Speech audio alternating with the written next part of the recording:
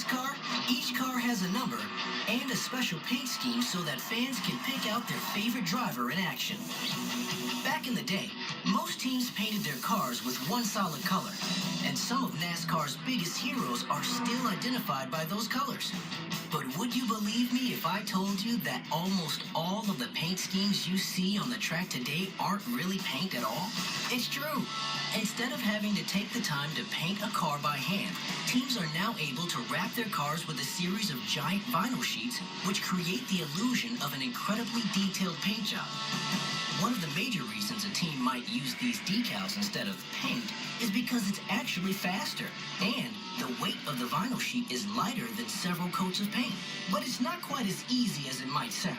Have you ever tried to put a cover on a cell phone? It can be pretty tricky, and that's just covering something that's small enough to fit in your pocket.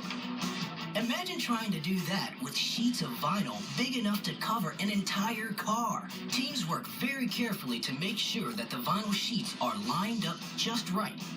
They use heat guns to warm up the vinyl to soften it and make sure that it can stretch and mold to every little curve on the car.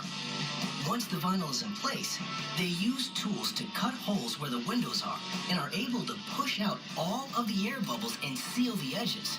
Because the last thing a driver needs is for the vinyl to start peeling off while the car is racing around the track.